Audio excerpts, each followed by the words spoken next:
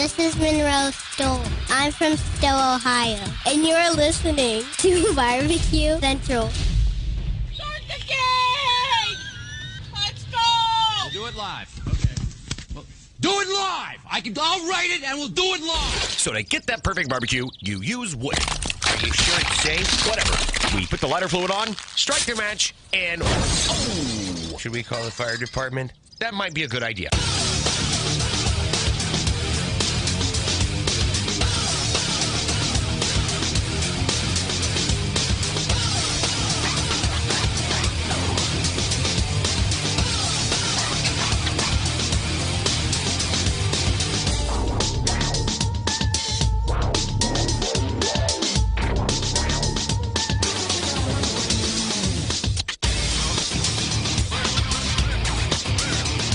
Good evening and welcome to the really big Barbecue Central show. This is the show that talks about all things important in the world of barbecue and grilling. The show originating from the Rock and Roll Hall of Fame city, Bomb City, USA, Cleveland, Ohio, the barbecue capital of the North Coast, and home to 3 Cleveland Guardian All-Stars taking place right now, the Major League Baseball All-Star Game. I'm your program host, Greg Rempe. Happy to have you aboard here on your Tuesday evening's live fire fun and frivolity show. If you would like to get in contact with me this evening, here's how you do that. You can get in touch with the show by sending an email to Greg at bbqcentralshow.com. Follow us on all the social media channels at BBQ Central Show. And be sure to subscribe to the show podcast feed on your favorite podcast platform.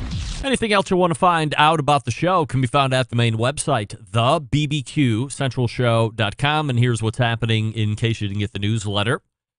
Coming up in about 13 minutes from now, he is the author of the Barbecue Bible. He is the host of the Project Fire TV show on PBS, which is probably nearing the end of its run here because it's been going for many successive weeks since Memorial Day, I believe. Also an author of many other live fire cooking books. I say the most prolific live fire author to date that we have ever seen, and a world traveler. And you find him right here on the third Tuesday of every month, leading off the interview segments. None other than my pal and your pal, Stephen Raichlen, but mostly my pal.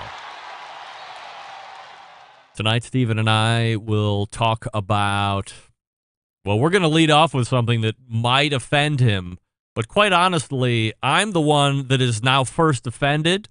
And my rebuttal back to him could cause some offendedness on his end.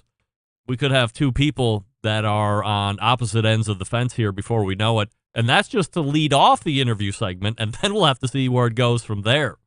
But needless to say, I am about to make a controversial proclamation at the beginning of Steven's segment, and I can only imagine he is going to find it nothing less than a travesty.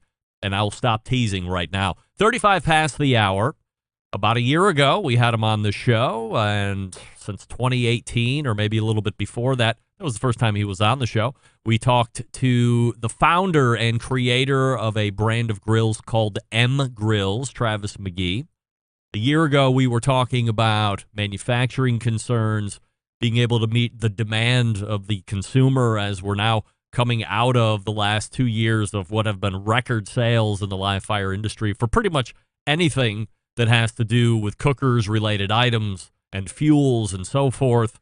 And Travis certainly fell into that, so we had talked about how he was trying to guard against that and expectations he was setting for the consumer and the to-be consumer alike. Things have changed in a year. We'll talk to Travis about the big change that happened a month or so ago. Maybe it's been 2 months now, but making sure he got all his loose ends tied up before he came on the show to talk about it in depth, and that'll close the first hour of the show. Then we'll move to the second hour because it is the third Tuesday. We know that brings a quarterly visit from one of 3 of my quarterly guests. And who is it this month? The creator of the Hardcore Carnivore brand and the writer of the JessPryles.com recipe and website, Jess Pryles. Rejoins us. Are you following her on social media? She just did some huge overseas trip. It was, I think, affiliated with somebody where she was traveling the globe doing her best Stephen Raichlen impression, cooking, but also eating and taking in some majestical places, some historic places, some places I've never even thought about going. I mean, who am I kidding? I'm not going out of the country ever, but even some of the places she went to, I was like, you can go there? All right. I'm living vicariously through Jess's Instagram and Twitter accounts as she's posting where she's heading. So we'll talk about that particular item and event, how it all came together, the travel that she was required, and in the end, what the purpose was. What are you trying to educate those across the globe about live fire, and specifically what Jess Pryles was trying to bring across? She was also doing something with the Texas Wildlife Federation recently, and she just made a post a little while ago about being an MC or a host of the World Butcher Championships or the World Butcher Olympics, which is going to be happening in September. So I think she's already done that once or twice. COVID has messed around with that a little bit, but that's coming back. So if you're into Butcher Olympics or Butcher Championships, something you want to keep on the radar, follow her to get updates. And then closing it out this evening, first-time guest, Arizona barbecue aficionado and rigorous backyard cook, Jonathan Jones joins the show.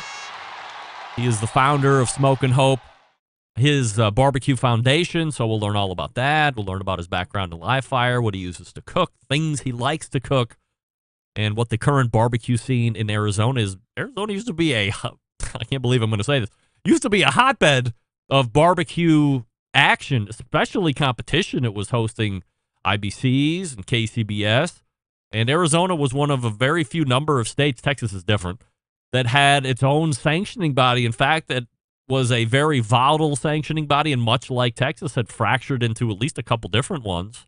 Own rules, Arizona Barbecue Society, I think, was one, and then there was a Champions Barbecue Society or something along these lines. Does the name Michael Reinman ring a bell to any of you? Come on, you got to know Mike. One of the Arizona originals back in the day. That's going back decades for sure.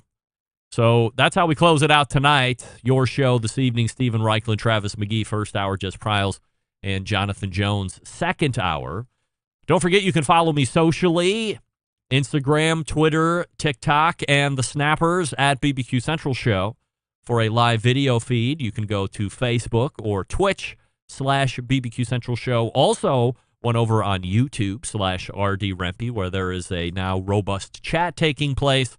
So if you want to chat with some other live fire enthusiasts that may have nothing to do with the show at all, just getting to know yourselves a little better, go on over to the YouTube page. And again, that's /RD Rempe. And of course, we are streaming live audio over on the Clubhouse app as well. So let me start here this evening. I got a lot of mail in regards to the Weber Grills repairing/warranty issue that I had mentioned about this time the show last week. And I had no idea that so many of you had gone and repaired your grills and then were summarily denied some kind of remedy back from Weber. The biggest thing I have ever run into in my owning, now third Weber gas grill in my lifetime, is having that electric clicky lighter igniter go out. And I've purchased a new electric ignition system. It's always been a Weber brand. I've never thought about buying another Weber igniter that may or may not fit on that grill. And maybe that's where my worry is, not necessarily consulting that some third-party brand might be cheaper and work just as well. I just never thought about buying anything else. Bought the Weber brand, replaced it. Again, never really thought about looking for something else from a manufacturer's standpoint. But evidently, some of you do, and that has been declined for reimbursement. So hopefully, Weber has gotten in touch with you and rectified that situation. But I was shocked to see how many of you buy parts for your Weber that aren't necessarily Weber parts. Of course, you learn something new every day. And again, remember, this isn't you doing something completely ridiculous in a modification sense of the grill, hence avoiding the warranty. This is more repair, replace, and then what are you using? And you cannot be mandated to use a Weber part in order to keep the warranty. And then, of course, lots of email coming in wondering if the Meathead microphone situation has been fixed. Yes, I texted with him over the weekend. And while we have a month to reconnect and make sure that the real issue was the microphone, or perhaps there was a setting that had gotten changed, we didn't want to wait it out. Meathead was ready and aggressive in his request to get this worked out. So that's all taken place.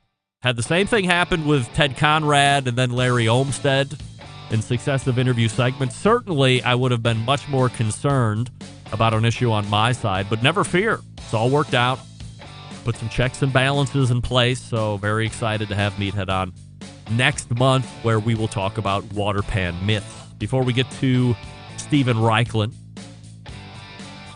let's talk about Oklahoma Joe's, a sponsor on its way out. Unfortunately, they just wanted to do a summer run, but that's okay. Happy to have them here on the show. Since the company's humble beginnings in 1987, Oklahoma Joe's has helped those who appreciate the process of craft smoking. What began with Joe Davidson, a member of the Barbecue Hall of Fame, and a dozen of hand-built smokers at the Oklahoma State Fair over 30 years ago, has now forged the Oklahoma Joe's brand that builds some of the most trusted and sought-after smokers on the market. Oklahoma Joe's has a proud history of creating uncompromising smokers and grills with a carefully crafted design, and the newest generation of the popular Rider Series pellet grills carries on that tradition. And I could go on and on about the 2.0 pit control system, the fire-focused dual feedback, and the power feed system. But forget about that, because for the first time, I fired that bad bitch up to as high as it would go, because I had some sous vide steaks, and I wanted to see if that center portion on that sear setting with the handle really gave me the searing heat that it says it did. What do we come to find out? 100%. What's the bigger benefit? Well, for all you kooks who are fancying themselves as competition steak cooks, you get those sear marks, which I don't really give a crap about. But the way this diamond center grate is, all you have to do is put the steak down on it. And if you like diamond sear marks, then all you have to do is turn it over. And now you have both sides with incredible diamond patterned sear marks. And again, we're talking 650 degrees direct access to the fire pot. It's beautiful. Is it the most fire and fuel efficient thing to do? Hell no. Is it fun? Hell yes. Check one out at one of the stores. Why don't you? OklahomaJoes.com. That's OklahomaJoes.com. We're going to do a bonus segment with some other folks from Oklahoma Joe's. That'll probably release next week. I'll tell you about next week's show at the top of the second hour. But it's OklahomaJoes.com. Happy to have them on for the last 3 months and excited to work with them in the future. We'll be back with Stephen Raichlen right after this. Stick around. We'll be right back. You're listening to the Barbecue Central Show, presented by the Rider Deluxe Pellet Grills from Oklahoma Joe's.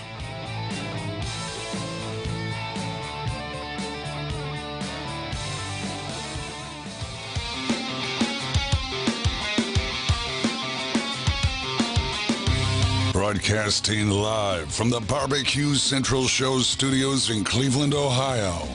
You're listening to the Barbecue Central Show. Once again, here's your host, Greg Rempe.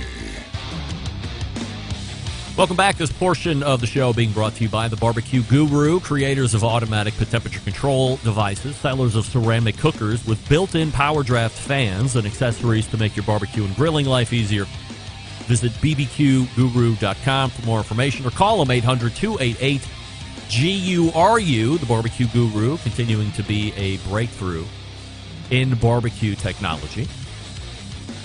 Central Lights, it is the third Tuesday of the month, and that means it's time to do a segment with what I call the icon of the industry, a host of TV shows, the creator and host of the very popular Project Fire on PBS, a James Beard award-winning author, some of the most important books on barbecue and grilling within our time, perhaps ever. Let's go ahead and race to the Oklahoma Joe's Ryder DLX Pellet Grills hotline and welcome back friend of the show, Stephen Raichlen. Hey, Stephen. Hi, how are you? I am absolutely fabulous, Stephen. Appreciate you making time as you do each and every month. And I'm going to lead off this segment with this. As tasked by you during our sound check yesterday, I took in Tommy, the rock opera by legendary group The Who, which admittedly a little before my time, but certainly I'm a fan of some of their music. Stephen, while I didn't believe this to be the case at any point before, I now firmly believe that you must hate my guts to no end because you purposefully had me listen to an hour and 15 minutes that I can't get back from my wife over what had to be some of the worst music I've ever heard in now my 48 years of existence. So allow me to apologize for whatever I did that was wrong to you, for you to exact this kind of revenge on me. It must have been terrible. Maybe you heard I was best buddies with Jeffrey Epstein and Alan Dershowitz or something. That's not the case, but whatever it was, I do apologize. I just want to put that out there to you. I think by way of context, I need to explain to your listeners why I had you do this. So I'm not using the fancy Barbecue Central microphone. We're sort of jury-rigged something together with separate mic, separate headphones. Does it sound okay, by the way? I think it is coming through the computer, but it's doable. It's okay. Okay, yep. It's doable. Anyway, so I kept saying to you, "Can you hear me? Can you hear me?" And fans of The Who and of Tommy the Rock Opera will know the song "Tommy, Can You Hear Me?" Dun, da, da, da, da, da, dum. And so that is why I had you listen to it. I must confess, I was completely incredulous that someone who lives in the city that is the home of the Rock and Roll Hall of Fame was unfamiliar with Tommy the Rock Opera by The Who. It's terrible. Totally incredulous. And so that is maybe your punishment, but I'm hoping among your listeners, maybe Meathead is out there. He might be a little bit more my generation. That you will write in, you will flood Greg with email informing him that The Who is classic. It's worth listening to. Tommy's worth listening to. And he is just not given it enough thought and attention. Believe me, I sat here as I was prepping specifically for your segment, taking it all in and going, what am I missing here? There has to be something that is perhaps avant-garde or irreverent with this music that's just not hitting. Now, believe me, one of my most favorite songs of all time is Baba O'Reilly. It's a great song, a little long, but it also has a big stronghold on me and my kids when they were growing up, and I was in forced retirement at the time. That was one of our favorite songs to just put on in the house and run around to. So, and I think Roger Daltrey is one of the best frontmen, has one of the best singing voices ever in the history of rock and roll. Pete Townsend, songwriting genius, guitar playing genius. There's a lot of great things about The Who. Tommy has to be one of the worst things about The Who. There's no doubt. Well, I bet many of your listeners, particularly of my vintage, would strongly disagree with you. It's actually a pretty terrible story. This poor kid is molested by his uncle, and then he winds up being deaf, blind, and mute. And, the narrator is trying to break through to him. It's sort of a Helen Keller story for the boomer generation. But anyway, let's talk barbecue. Question of the night to lead, and I didn't think we were going to start here tonight, but I ran into a bit of a dust-up on TikTok, so now I'm asking all my guests here this evening about it. Have you ever used or have you ever heard of anybody using mayo as a binder on beef, specifically brisket, but it could be beef? If so, if you have your thoughts or anybody that's talked to you about it, their specific experience with it. I've never heard about it for beef, but I have heard about it spreading it on fish that you grill, and even spreading it on a turkey breast that you smoke. In fact, in my book, BBQ USA, there's a smoked turkey breast from none other than Thomas Keller, the legendary Michelin 3-star chef from the Napa Valley. I think the idea is that, it's has a lot of oil, which helps keep the meat moist and acts as a lubricant, if you're direct grilling, or keep the fish moist. It's got lemon juice, which certainly goes beautifully with fish. With brisket, never heard it. Can't say I'm going to rush right out and try it, but I will make a confession, and that is that I do like mayonnaise on a roast beef sandwich, on a brisket sandwich, and on hamburgers. So, and probably on a pit beef sandwich too, right? Yeah, but that's, they would lynch me in Baltimore if I said that. So, well, I mean, it's horseradish sauce, so it's mayonnaise, it's horseradish sauce minus the horseradish. Anyway, I will tell you a funny story with TikTok. I don't know if any of your listeners are TikTokers, but we have an 11-year-old staying with us this week who is a TikTok wunderkind, and he has increased my TikTok viewership by 25% in the last 5 days. We've done a lot of grilling for everybody, and he's been doing the videos, editing them. So head on over to TikTok, check out Stephen Raichlen at TikTok. Love to know what you think of it. I think it's really professional. The kid is 11 years old, and I'm seeing, a future Steven Spielberg. So what do you think are the biggest things? I mean, if he's helped you increase 25% in less than a week, is it mentioning doing the ads? Is it hashtagging? Is it merely quality of video? Is it a collection of all of that? I think it's probably mostly quality of video. And, we did an interesting experiment. We did some non-talking videos, sort of a little bit like the tasty style that you see so much on Instagram.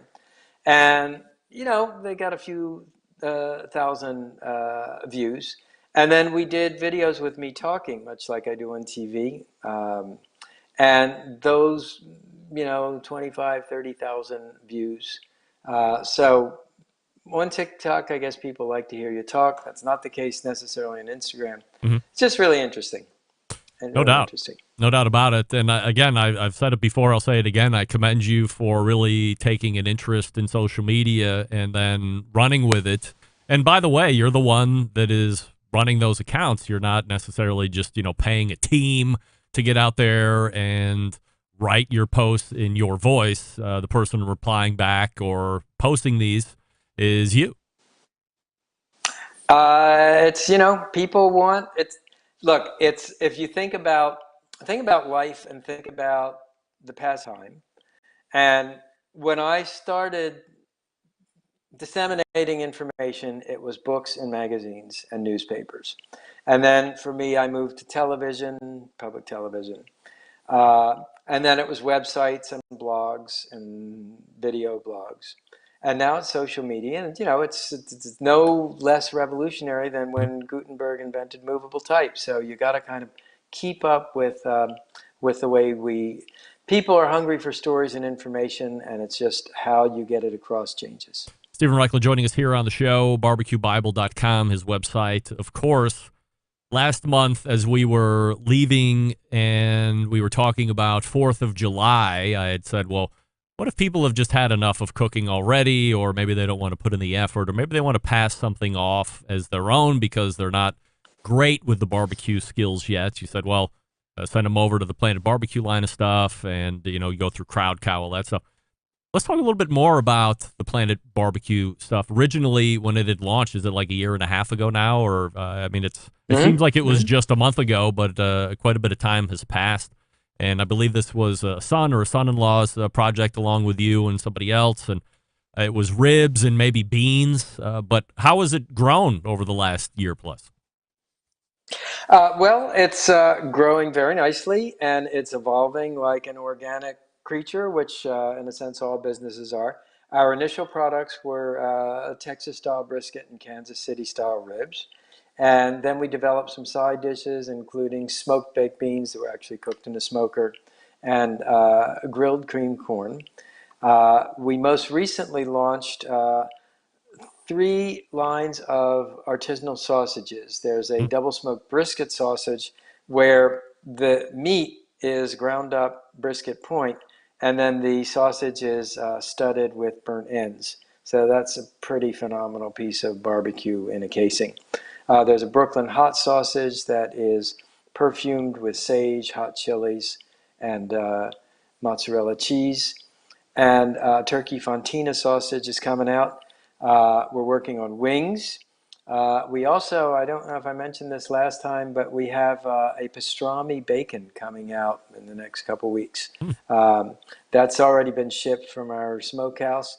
And what we did, America's two favorite cured foods, right? Pastrami and bacon. And we put the pastrami rub and cure on a pork belly and to see what would happen. And wow, that's what happened. Well, I was going to ask you, I think we had done a segment a while back, beef bacon. And I was going to ask you if this was a beef bacon pastrami thing or if it was pork, but you're using pork belly. So obviously this is pastrami spices on pork belly. Yeah, it's pastrami brine first, okay, garlic-rich brine, then the pastrami spices, which are primarily coriander and black pepper. But it's smoked in a smoker. It's not steamed the way pastrami would be. So I think it's sui generis. It's a pretty unique product, and I'm very excited about it. The Barbecue Bible is a book that people mention top 2, 3, 4 as far as great references, books that inspired them to become better live fire cooks, better barbecue pitmasters, whatever you want to call it. And using social media, it appears you have developed a new club for those special devotees of the Barbecue Bible. Yeah, it's a pretty extraordinary club, and I didn't develop it. There was a couple of American expatriates who moved to Spain, and during lockdown, they made it their project to cook every single recipe in the Barbecue Bible. Now, that's something on the order of 537 recipes. And they wrote me, and we sort of became friends via email. And they had this idea, let's create a club. They started telling their friends, and their friends started buying the book and starting to cook their way through Barbecue Bible. Next year is the book's 25th anniversary, if you can believe that. So I think this club is a great way to kind of jump in, participate in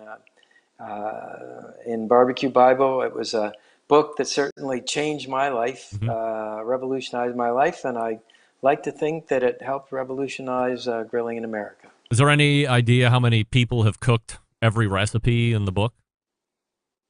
I don't know. I mean, we just started the club. I know Rob and Aileen have. I know I have.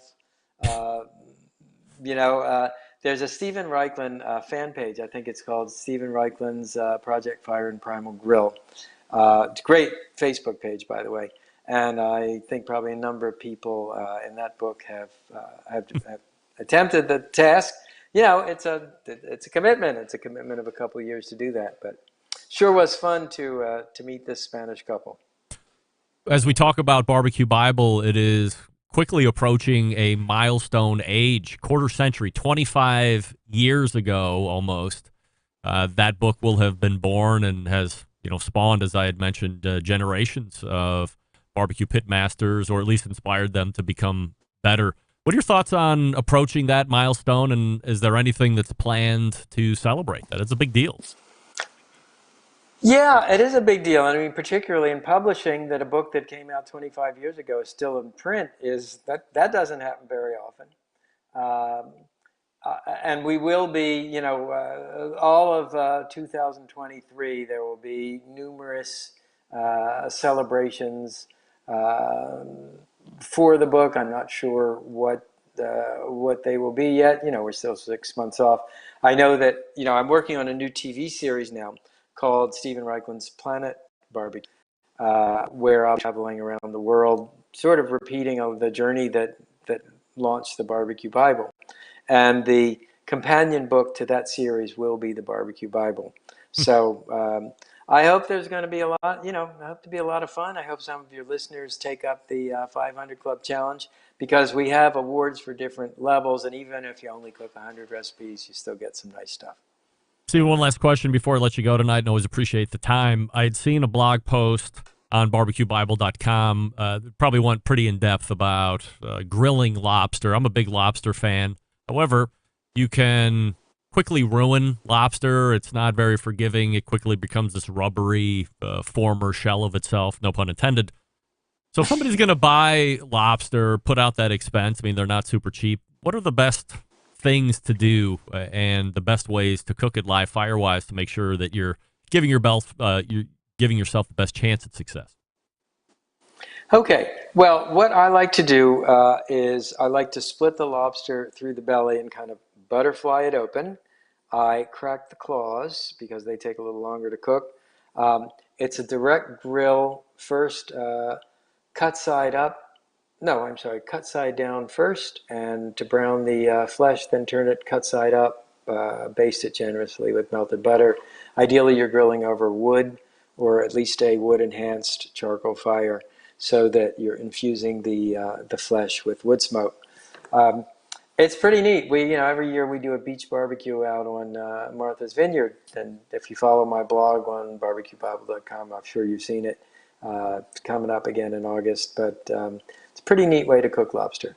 Stephen Raichlen is joining us as he does the third Tuesday of every month as we lead the show off. Any questions for him, find him over at barbecuebible.com or obviously follow him on his many social media platforms. Stephen, always appreciate the time. Thanks so much for doing it. The pleasure's mine. Grill on. There he is, Stephen Raichlen, right there.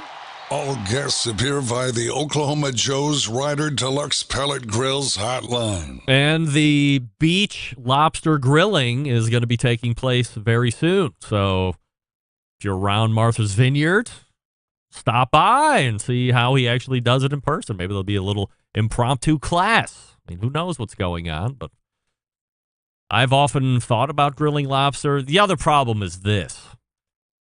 Much like I fail to find the genius in the rock opera Tommy by The Who, I don't fail to find The Who's genius generally speaking, but I do in this case in Tommy. All of the women in the house fail to find the deliciousness in lobster in my house, except my oldest. And she's mediocre at best. But you overcook that thing, and she's definitely going to have the stank eye out. So, want to make sure that you're doing it right. Don't want to overcook it. So, some good tips there from Stephen. And again, if you go to barbecuebible.com, I think on the rotator up there with images, he's got the whole breakdown of how to grill it. So, if you're interested in doing that, I think I might give it a try. Why not? Try it on that Oklahoma Joe's DLX pellet grill. Yeah, add a little wood smoke there. Because the pellets, everybody's a winner. I see Travis Magee in the green room. We'll get to him here in just 1 second. Big Papa Smokers is the one-stop online shop for all things barbecue, a curated selection of only the best outdoor cooking and grilling supplies. We'll get you on the path to better barbecue results in no time. Everything at Big Papa Smokers has been Pitmaster approved by Sterling Big Papa Ball himself, from the award-winning rubs and sauces to the American-made grills and smokers. Big Papa Smokers has something for every outdoor cook. 13 perfectly balanced flavors of rubs and seasonings, popular flavors like Sweet Money, Cattle Prod, Cash Cow, all proven winners on the competition scene and in the backyards. If you're looking for a new go-to sauce because you're tired of what's existing out there, how about Granny's barbecue sauce? Great, all on its own. Then if you want to use it as a base sauce and tweak it out from there, you're more than welcome to do that, but you got to try it first. Granny's barbecue sauce, they own it. Aside from the premium rubs and sauces that they're retailing, they're also offering the very best pellet, charcoal, and wood cookers available today.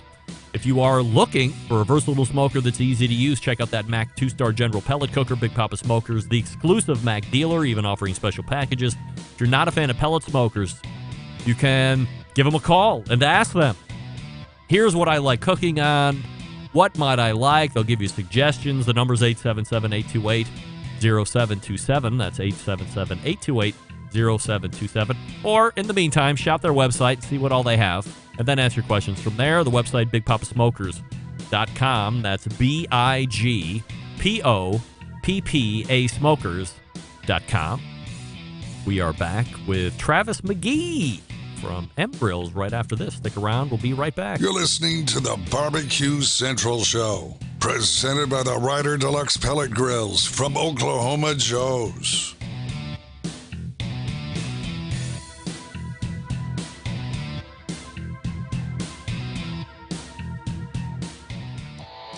Howard Stern, Jim Rome, Dan Patrick, and Greg Rempe. The Mountain Rushmore of talk show entertainment. Now, let's get back to the Barbecue Central Show. We thank Stephen Raichlen for joining us last segment, talking about our difference of opinion on Tommy's Rock Opera and grilling lobster and so forth. This portion brought to you by cookinpellets.com, your number one source for quality wood pellets. For all of your pellet-driven cookers, visit cookinpellets.com for more information or to purchase or to see what other items they are offering for sale. The good folks over at cookinpellets.com. Joining me now is the original founder and creator of the very popular line of M Grills. He was on about this time a year ago. We had a pretty insightful discussion on where business was, where manufacturing was, and the success his grill was seeing on the SCA circuit, or the competitive steak circuit. Well, times have changed a bit for him and M Grills, and here to talk about it is none other than friend of the show, Travis Magee. So we race to the Oklahoma Joe's Rider DLX Pellet Grills hotline, and welcome back Travis to the show. Hey, Travis. Hey, how you doing, Greg?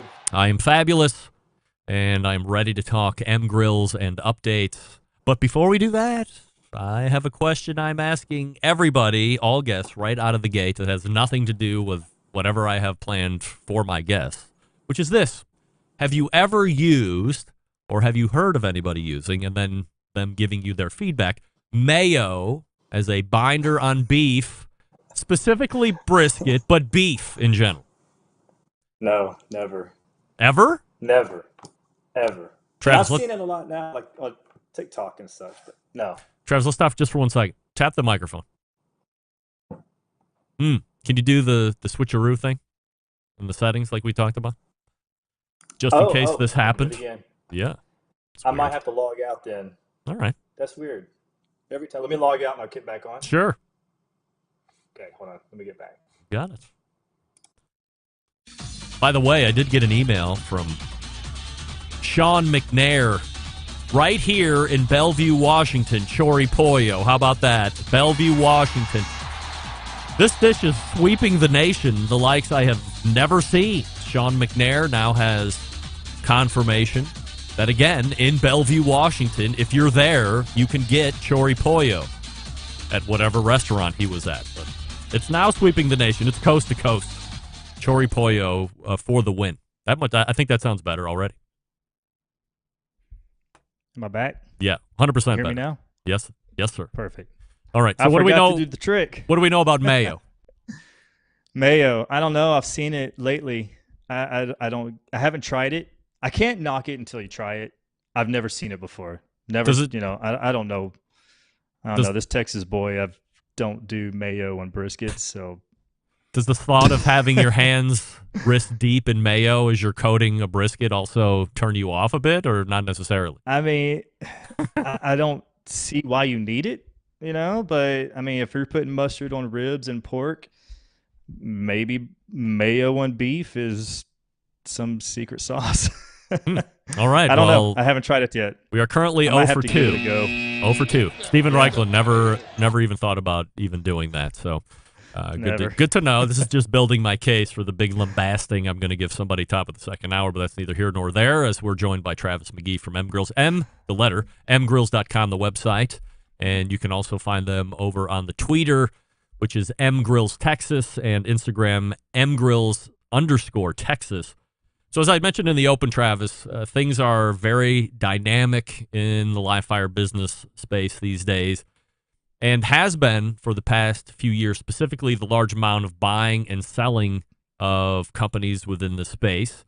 And you are one of the latest to get involved with this. M Grills sells to a pretty big fabrication outfit out of Nebraska called Kinney Manufacturing. Were you actively looking to sell M Grills, or were you approached? Not really looking to sell. And that, just to kind of back up, 2021 was really crazy for us, where we got to the point where sales were awesome. We couldn't we couldn't build stuff fast enough, and then it got to the point to where raw materials, being a small business, raw materials just got really crazy, especially stainless steel. It just got impossible to buy. And just like everybody, we started raising our prices, but then we just started we don't have the capital power to buy big volume of material that we could just kind of sit on for a while and get us through this hump. So it first started where I was kind of looking for either partnering up with somebody or an investor opportunity. That's kind of where that's how it all kind of triggered. And we were in talks with somebody, and then I had a discussion with a friend of mine and another person the night before. And then that person called me up the next morning and says, we're interested. And it was initially to be possibly an investor, but they wanted to purchase the whole thing. And I figured, you know what, keeping it American made, which was big with me, big with my brand. It's everything I've been preaching since I started this brand. Very strong in American made products. And so with him kind of putting it out there, and I felt like the brand needed to grow. Is to the point to where, you're just kind of, you want to grow as with me, I want to grow this brand. And I felt like it was in the better hands to make this decision. And especially now that I am actually on board with the company. So I get to still work with the M Grills brand as a creative director, along with some other brands that they're introducing into their portfolio. And, that's just kind of how it all happened. It's just 2021 was crazy. This the post-COVID just really changed everything for us. Travis, as far as you said, you were part of the deal here. If I would have come to you as a huge money bag company and said, hey, Travis, we're really big fans of M Grills and we want to purchase, we've heard through some little birdies that you might be open to some things, but we just want to purchase it outright. But the first thing that we're going to do is ship these things overseas. We're going to get a better margin in them. We're not necessarily going to say that they're not USA build, but we're not going to say that they are, blah, blah, blah. But we'll leave it murky at best. But just so you know, we're going to stroke you this big check and we're going to ship them off seas. Is that a deal killer, or do you just have to think a little harder on? That's a deal killer. For me, that's a deal killer. Because I don't need to do this. Even though when I started this brand, my history, my family history, my grandfather, my dad, we are in a fabrication, manufacturing, machine shop industry. So, and one thing my dad has always said when I started the grill business out of Magee Machine and Manufacturing is, everything that we have to do on this grill has to be the most American-made content that we could possibly put on it. And, because granted, there's some things you just have to buy that you just can't have made in America. Casters, for example. You just can't get American casters. So, but everything else in that grill that we are building in our shop, it's all American content. And so my dad, when he had those words with me, I hold that true to my heart. And I wouldn't just sell it off for money because in reality, there's many other things I had kind of lined up. If I had to walk away from this grill business, I was willing to do it if I had to. If I had, I didn't want to go out of business, but the way everything was, it was getting crazy with when you have sales, but you just can't get the material, and then you're losing people. We're a small crew, and then because of everybody's fighting for people. I don't know, how the rest of the world is, but especially in here in the DFW Metroplex, Dallas, it's hard to keep really good people because you got people, so many companies out there fighting. They're paying, my gosh, really good money for some entry level people out there, fabricating and such. And I was losing guys to bigger paying jobs. And while I'm super happy for them. I'm first one to tell them, man, it sucks, but congratulations, for real, you know what? That's a wise move. Take it. But it sucks for me, but I'm happy for you. And so, And it was even hard to try to find people just to put nuts and bolts in grills, just to assemble and ship stuff out. You're starting to pay a lot, just, not cheap labor, but it's just to have some labor people, and it's impossible to find. So it was a struggle for us, you just kind of, and you don't see a light at the end of the tunnel, when this was all taking place. It was, then the whole Russia thing and everything, it's just so many. It's like, I just knew I had to make a change, and I felt like this is the best time to do it. And and I think the people who are behind Kenny Manufacturing, sitting down, talking with them, coming up there and meeting them, I could not be happier. I'm super excited. I know like the brand is in great hands. It's heck, when I had the brand, it was, I was customer service, I was customer service. I was a marketing. I was doing everything except I'm sometimes out there building grills or assembling grills or packing products to ship out. But, I was wearing too many hats. I was just all over the place, and it was hard to find the right people to come in to how to build. And so I just knew, we have great products. Our product line is, when I started this, my background in the graphic design and, marketing and such, I was kind of really losing focus on that because I'm just spread too thin. But now that this is my primary job now, is working with the brands to, get back to what I really love doing. So I feel like I'm rejuvenated. I'm excited, and we're ready to take the brand to the next level. So as the deal gets put together, everybody agrees on everything, you're going to be staying on as creative director. We'll talk a little bit more about that here in a second. But you also have what sounded like a dwindling employee count as well. So is that just a matter of saying, hey, we've sold and go get other jobs because we're closing down the operations here? Or how does that go? That was really tough. Yeah, it was really tough. And first of all, the company, Kenny Manufacturing, offered everybody a job. Unfortunately, you'd have to move to Nebraska. And, we're Dallas, Texas, so that was really tough. My lead man, who, like a lot of people out there in social media who met us and been to the shop, Mitchell, he actually took a position with them. So he moved his family up to Nebraska. So he is working with them, which is great. My other guy, so kind of rewind a little bit. Right before, about 6 months ago, my father sold his shop. So Magee, or M Grills, was a brand of Magee Machine and Manufacturing. It was a product line that we made out of our family-owned machine shop. Well, my father sold his company about 6 months ago. And so that really kind of spurred everything because while, we were making the product line out of the machine shop, that it was, sometimes when we weren't doing good, the machine shop's good. The machine shop's not good, we're doing very well. So we helped each other. And then it got to the point to when we were on our own, and then we got hit with all this craziness of the materials that you just couldn't physically get. And that really kind of changed everything up for us. But, yeah. You're in Texas still.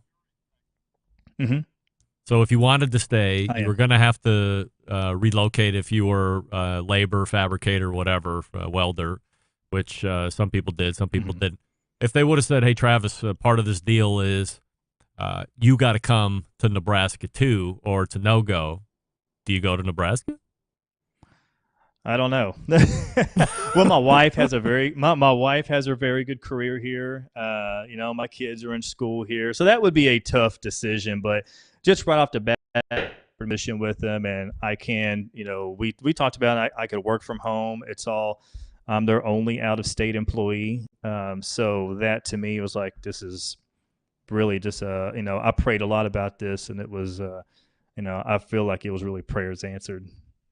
So most importantly, from a consumer side, for prospective buyers and for those that are already M Grill family members, what does it look like products-wise right now, is it everything that you would normally offer? And is there growth and or new products looking to come down the pike now that Kenny's on top of this?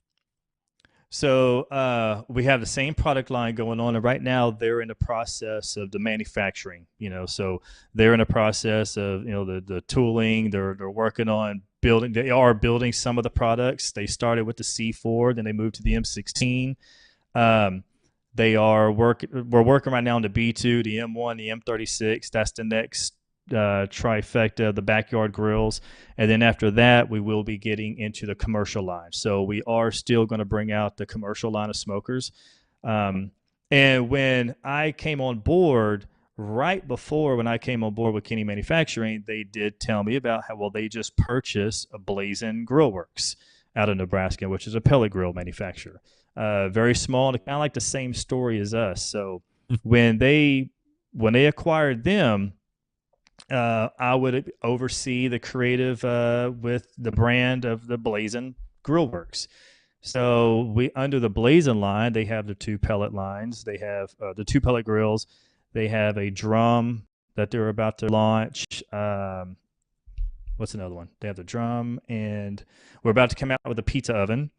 And so the drum, pizza oven, and my gosh, there's something else that it's just not coming to me. But so we are expanding on the lines. We're just kind of covering everything, which I think is great, but it's all American made, very high quality. It's pretty exciting for me, actually. He is the now creative director over at M Grills, but through all the lines now, Kenny Manufacturing is the parent and fabrication shop where all this is being done. Moved to Nebraska out of Texas, but Travis gets to stay in Texas, which is good for him. Travis, always appreciate the time here this evening. Appreciate the stories and the insights, because I'm always anxious to hear about how business is being transacted in the industry that we love. Continued success, and we'll talk again soon. I appreciate it. Thank you, Greg. You got it. There he is, Travis Magee, right there. All guests appear via the Talking Oklahoma Joe's Ryder Deluxe Pellet Grills hotline. And that is exciting. And, man, can you imagine going through the struggles that M Grills was going through? Can't get sales are flowing in, can't build, pricing can't get locked down. No guarantee that what you're even ordering is going to show up when they say it's going to show up. I mean, I get it. Trucks are in a similar situation. It just so happens those are built in Denton, Texas, but it doesn't matter where you're manufacturing anymore. It's still a crapshoot on how things are being delivered and how things are being built. So good for him. Great decision. The brand stays. He's now on to help creative on the Blazing Grills side, which is the other brand that Kenny buys as well. So anxious to see how that all pans out here over the next weeks, months, and years to come. That's Travis Magee. So I've been on this training with David McDowell. I talk to you about it each and every week. We're starting week 3 now. What have I come to find out a little bit about myself? You know what? Eating a certain way, that can be hard. Some weeks I'm right on it. Other weeks, work's different, so I eat different. For instance, today or late last week, my wife's grandmother passes away. There's a lot of things going on, a lot of logistics going on. Not able to follow the eating plan as I would want, just because we're out a lot doing a bunch of stuff. That all affects everything. Progress, how you're trimming out, how you're leaning out, how you're bulking up, how you're shredding up. But he's right there every week. We go through the sheet, make this adjustment, make that adjustment. What can I do to help you get more consistent with this or adhere more to that? Let's put in these workouts instead of those workouts, changing up the menu. It's great. You got to try it. Again, it's $200 a month. Are you not willing to invest in somebody that's also invested in trying to see you succeed? Not forever. He wants to eventually cut the tie with you, but get you in the right mindset and the right lifestyle. DavidLeans.com. That's DavidLeans.com/BBQ. to sign up right now. That's davidleans.com/BBQ. We're back to wrap the first hour right after this. Stick around. We'll be right back. Continuing to produce incredibly mediocre content in an exceptionally professional way. You're listening and watching the Barbecue Central Show. Once again, here's your host, Greg Rempe. Thanks again to Travis Magee from M Grills joining me last segment, talking about the sale of his company to Kenny Manufacturing out of Nebraska and how that all went down. This portion brought to you by Fireboard. Monitor up to 6 different temperatures simultaneously. Connect to Wi-Fi for cloud-based monitoring or connect via Bluetooth. If you have Alexa or the Google Assistant in your home, you're in luck. Fireboard fully integrated with both. You can find out more by visiting fireboard.com or call 816-945-2232. If you remember last week, Ted Conrad was on, and he announced the new Analyze feature, which was a predictive thermometering now to tell you that within this period of time, whatever it is you're cooking is predicted to be finished. Put in the set temperatures, the goal internal temperatures, and then through a bunch of math problems and other nerdy stuff that I would never understand. It's now able to give you an estimate, pretty tightly, by the way, on when your pork butts or briskets or whatever you're measuring is going to be done. In fact, I thought Sunday into Monday I was going to be taking full advantage of testing that. That got changed. So if you've tried the new Analyze feature because you're a Fireboard owner, please shoot me an email. Let me know what you thought about it. How great is it? How accurate is it? Did you run into any problems? I want to know all of it. I'll pass it along to Ted. All right, so we thank my first hour guests, Stephen Raichlen and Travis Magee. Email coming in from James in Phoenix. Greg, I own a Fireboard. Original, like you, I have to say. In the beginning, I was skeptical at how well it would work because of how much more it was in price than the other items that I thought were comparable, but wow. I have never been happier with an accessory than I am with Fireboard. I'm very excited to try the new Analyze feature to see how accurate the prediction portion is. It's great that I get the updates without having to buy the newest gear in order to reap those rewards. Love the show. Regards, James. James, thank you for writing in. Mark in Chicago also wrote in. Larry Olmsted had a great first interview. I read his Real Food, Fake Food book a few years ago, and it was a game changer for me. However, I had no idea that he has held no less than 3 different Guinness Book of World Records. Have you had any other Guinness World Record holders on the show before, Greg? I bet not. Love the show. Regards, Mark. Mark, you're wrong. Much like Larry Olmsted has had no less than 3 Guinness World Records to his credit, I have had on hot dog eating world record holder Joey Jaws Chestnut. And little known fact, and I don't know if it's current or not, but I know he was when it went down. Who? Friend of show, fan favorite, Ted Reeder, biggest hamburger that was then consumed. Napoleon built him a completely custom charcoal grill. I believe, now I got to go off of memory. This was probably 10 years ago.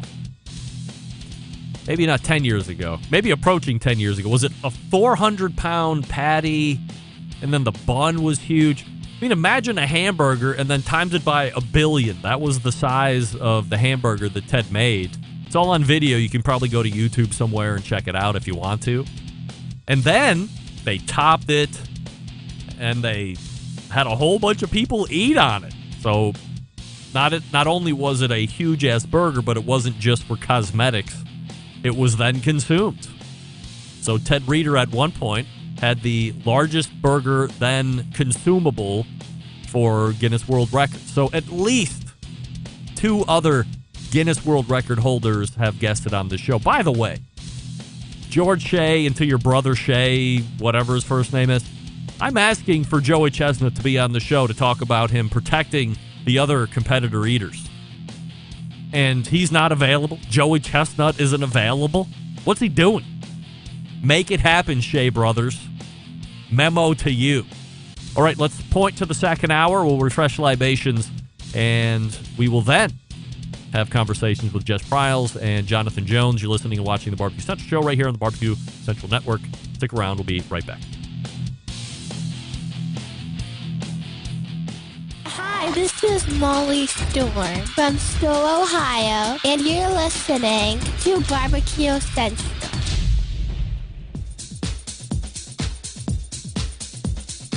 Happy to have you aboard here for the really big barbecue show. Boing.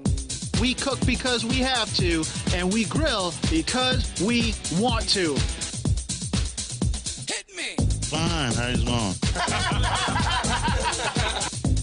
You have a great show. I'm a big fan. Boing. So what seems to be the problem here? This man looks like he's dead, and he's in the crackle. Charbono! It's all about the charbono, dude! Succulent fish, what? He ate sushi for wiener. Oh, listen, Lavernius, shut your face. I'm shaking like a dog shit peach seeds. We have top men working on it right now. Top men. And just like that, we are into the second hour. It's the Barbecue Central Show.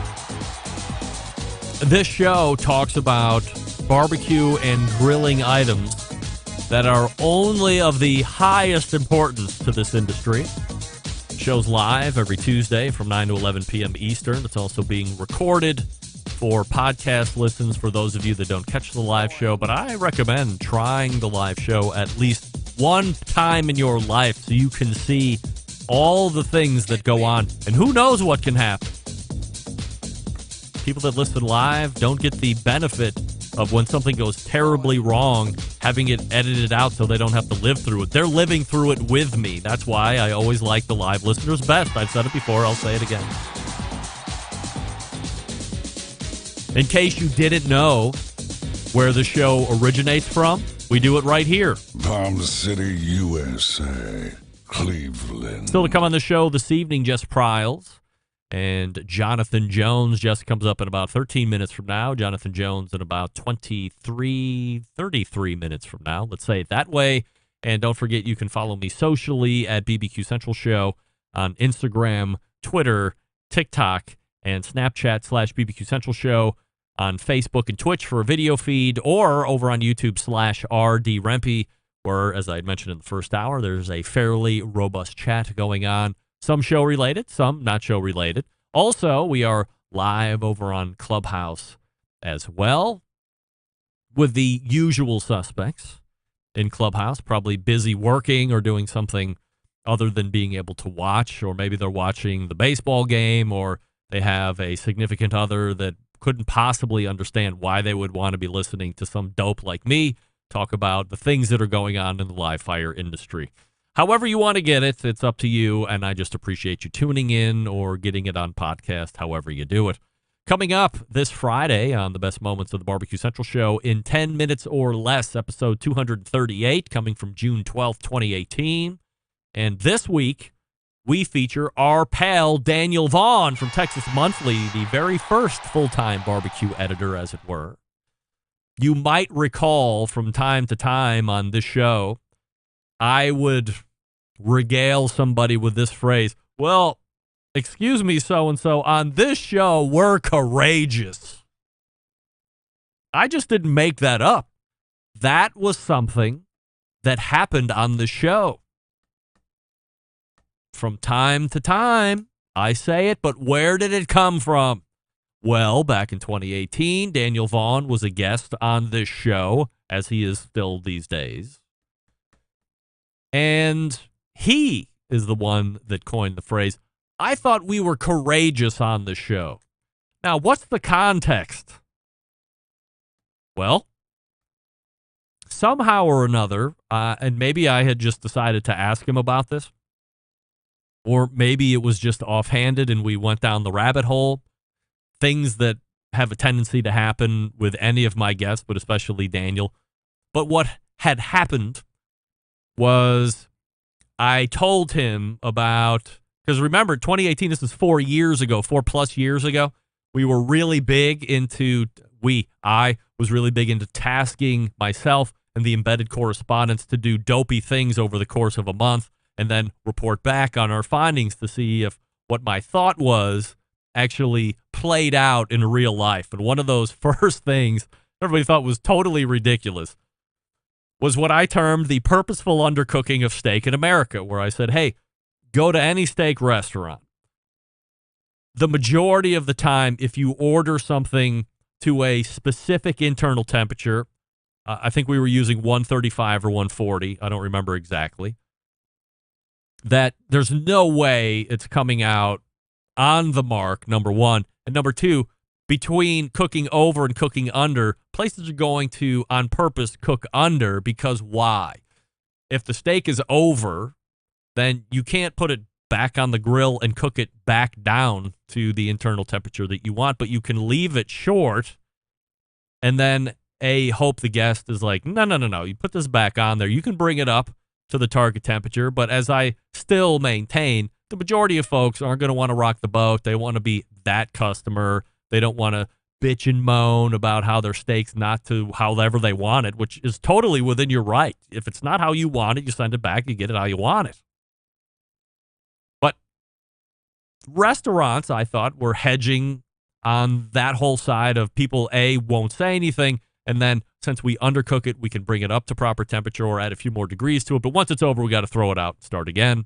And we got into that conversation. I had made a reference to a higher-end steakhouse in Columbus, and he said, well, why aren't you naming it? I thought we were courageous on this show. And that's where the whole courageous thing was born. And don't forget, if you want to hear a guest or segment that's been lost in the archives, email John and let him know what you'd like to hear, JON at thebbqcentralshow.com, and he will do his best to meet your expectation. Programming note for next week, next Tuesday, no show next week. Sorry, that's the right one. There will be no show next week. However, there will be a podcast that drops on Tuesday to supplement that programming, but there will be no live show next week, and I'll explain that the week after on why that's happening. But nothing crazy, nothing dangerous or anything like that. Now, if I might use the remainder of this segment to back down a number of people on the TikTok app that are coming for my neck. You might recall in the beginning of the month, and as I've asked every single guest that showed up here this evening, if he had used mayo as a binder on beef before. Malcolm said that he had used it on chicken, not beef, and then much to contradict Stephen Reichlen's thought of using it on fish. Some famous chef, he said, use it on fish. Malcolm said, don't use it on fish. He had a terrible mayo fish experience, but had not used it on beef. I had posted that clip, that 1-minute jump on TikTok, and that inspired friend of show and nephew of Sweet Baby Ray, Deuce Raymond, Chef Deuce Raymond, to give it a go. He had messaged me. He said, I saw this with you and Malcolm. I'm going to give this mayo thing a shot. I'll do a video of it, post it, tag you in it when it's done. I said, great. So he went into his commercial kitchen, made the TikTok on it. Well, now the fun starts because he referenced hearing about this mayo binder on my show, and some guy named Dick Paste or Dickie Paste or whatever his name is does a duet with Deuce's video, making sure he was telling everybody he's the one who invented this mayo as a binder deal, and he knew all about the benefits and why it's great to use on brisket. I don't really have an issue with Dick Paste per se. He has almost 500,000 followers, so congratulations on that success. I have more of a problem with his fans who blindly started telling me that I need to give credit to Dickie Paste for his mayo binder technique, as if I was trying to claim the method as my own or pass it off as mine. So let's get a few things ironed out here while I have a few minutes. Number one, thank you to all of the Dick Paste fans that came over to my account and started following me on TikTok. Win for me. Number 2, to all of you kooks who are telling me to give Dick Paste the proper credit, fine. Dicky Paste. Good for you for inventing the mayo as a binder on beef method, especially brisket. I mean, I have no way of proving that you're the one that started it, other than you saying you did.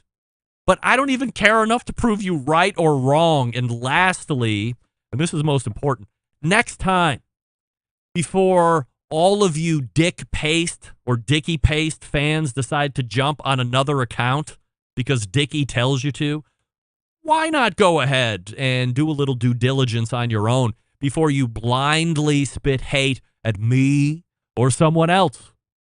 If you would have taken 1 minute to go to my account and listen to the portion of the interview I posted with Malcolm Reed, specifically talking about that, you would have heard exactly what I asked and exactly how Malcolm answered, which is no one taking credit for mayo on beef. No one is taking credit for that. Not me, not Malcolm.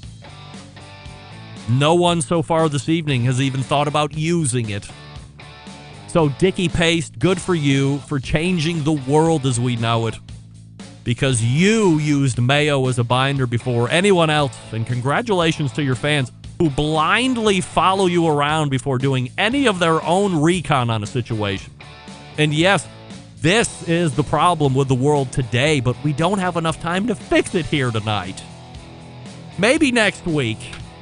Give Dicky Paste a follow, too. Why not? He's very popular. He's got almost 500,000 people.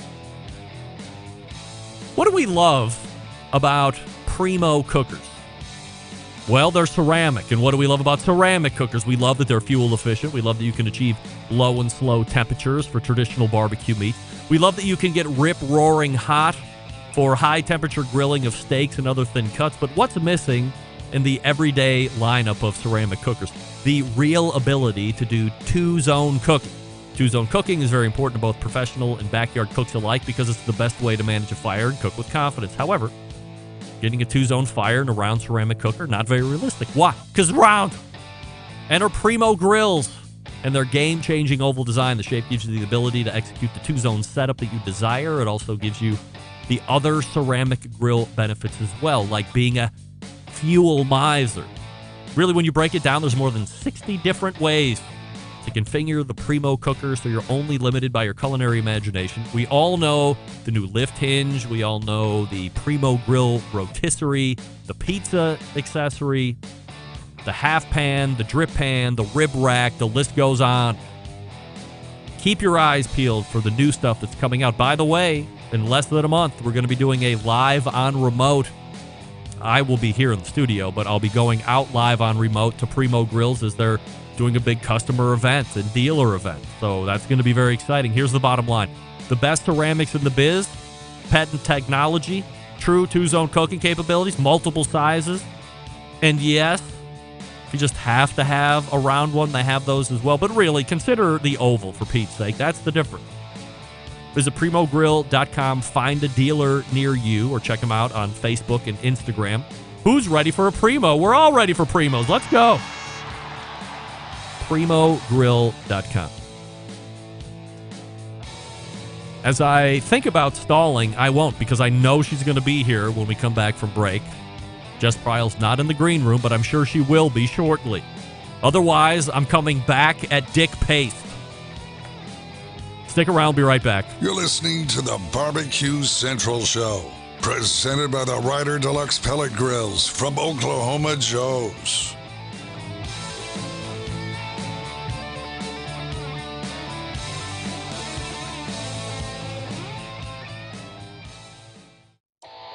Howard Stern, Jim Rome, Dan Patrick, and Greg Rempe. The Mountain Rushmore of talk show entertainment.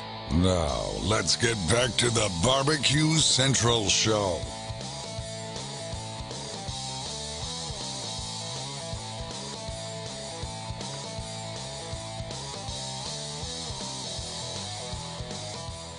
All right, welcome back. This portion of the show is being brought to you by Pit Barrel Cooker, the most unbelievable outdoor cooking device on the planet, currently available in 3 sizes with a host of accessories.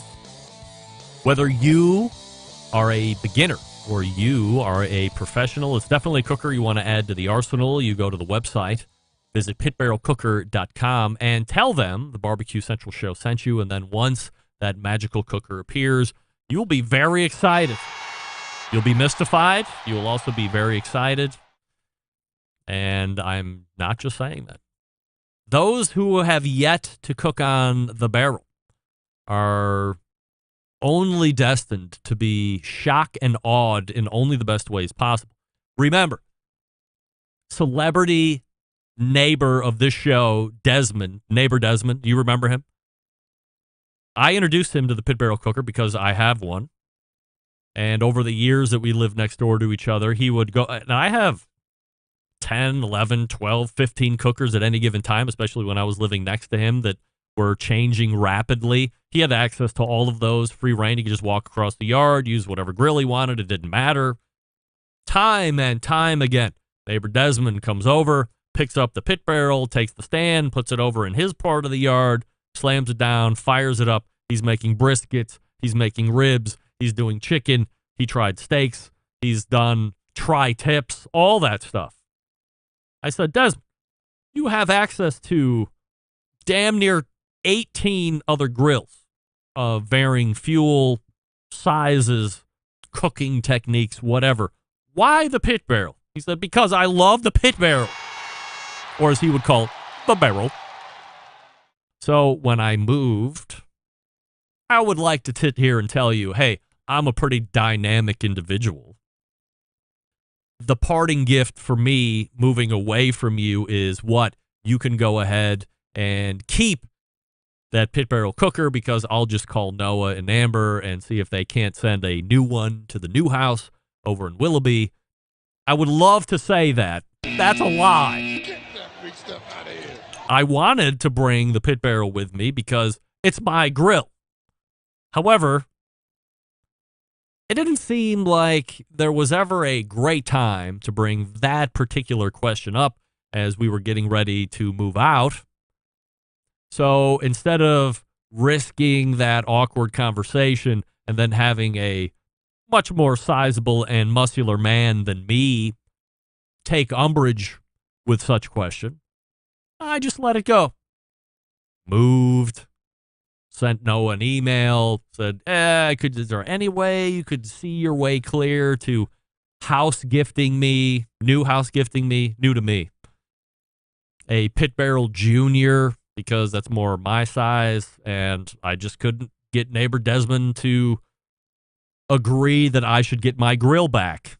So now he has it in Wycliffe, one city over from me, and now I have my Pit Barrel cooker amongst all the other cookers that I have as well, and everybody's happy. And basically what I'm saying is Desmond took my grill, damn it. Get that big stuff out of here. Who knew it? Lance Owens is writing in. Listening to you right now, and I have my ribs on the cooker. Look at those. Very nice. Very nice. Man. Lance lives in Hawaii, and he loves tropical locations, and he's a great backyard cook, like me. Just taking it as it comes, doing all that stuff.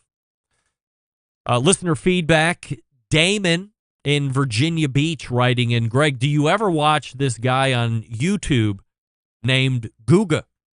I think he would be a great guest. Love the show. Regards, Damon. Who's Guga? Never heard of him. Get that big stuff out of here.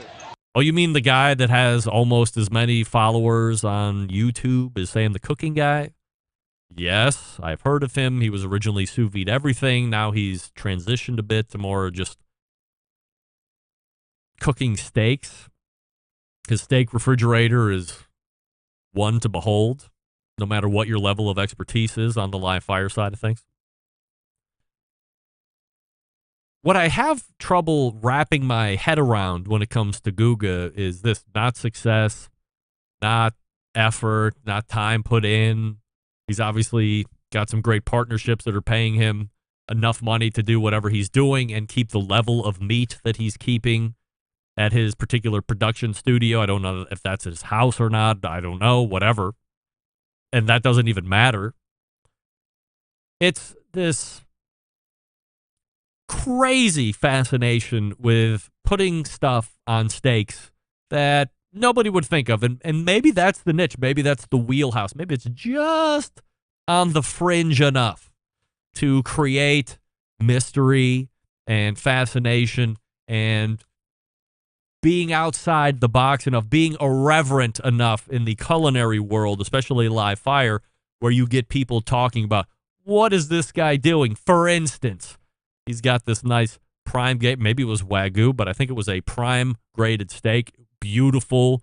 The ribeye, great trim, great marbling, all the stuff that you've come to know and love about a prime steak when you buy it. Well, what does he do? He goes into the Kraft macaroni and cheese box, pulls out the cheese packet, and proceeds to sprinkle cheese all over one side and all over the next side. And now he's got a Kraft mac and cheese packet seasoned steak. Well, he's got other two steaks. One that he seasons a completely different way, but more normal-ish. And then the other one, which they call the control steak, which is just salt and pepper and garlic powder. There's the garlic salt, one of those. And on the grill they go, all together.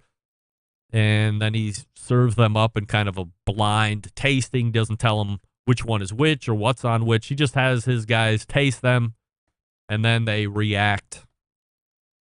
Well, wouldn't you know? What wins the day? The macaroni and cheese steak. Not macaroni and cheese. The macaroni and cheese packet steak wins the day. There was a flavor. All three of them were very happy with the results. Loved them. I don't think that's really getting me into the mood to try putting a cheese packet on steak. No matter how good he says it is. And I have a slow and sear, even though a lot of you are without that watch his videos because all of you went and bought every last second of them. But that doesn't get me. That doesn't motivate me to want to go out and try crazy stuff on steak. If I'm going to spend good money on steak, I'm just going to keep it simple. I'm going to go a little double secret steak rub. I'm going to go a little cash cow. Probably going to sous vide it because I got other things going on. And then I'm going to hit it with some high heat one way or another to get the Maillard reaction, get the nice crust built on the outside. Take it to, in the sous vide, 128, and then a couple minutes on each side. You know, it's going to live somewhere in that 130 range, 135 range tops after it rests probably. And then I'm very happy with that. Everybody else is very happy with that in the house. But I would get some pretty weird looks with the, hey, honey, let's break out the Kraft macaroni and cheese box and give me the cheese pack. Toss away the macaroni. We'll keep it for later. Eat it plain. And then just go to town with the cheese. I mean, I don't even know if that cheese is really good for you. It's probably got a lot of salt. It's got some type of dehydrated milk product. Maybe not even milk. I don't know. But I'm pretty sure it's not really that good for you anyway. But evidently it makes a delicious steak. So any of you that want to go ahead and try it, maybe take some pictures, maybe do some real bad video of it, send it to me, and I can have you on the show. We can talk all about if Google was right or Google was wrong. And you can keep an open mind. I would keep an open mind. I just don't think I want to do that. Much like I don't think I really have any interest in buying a vat of mayonnaise and using that as a binder on meat. I don't think that's for me. It might be for you. It might not be for other folks. I don't know. But if you want to try the Kraft macaroni and cheese packet steak, and you can tell me how good or bad it is after you try it, I'll have you on the show. We can do a full review. We can review Guga, and then we can review you, and it'll be succulent. So go ahead and let me know if you're interested in doing that. We can hook it up and check back in like a week or so. Well, it appears I have the time. Get that big stuff out of here.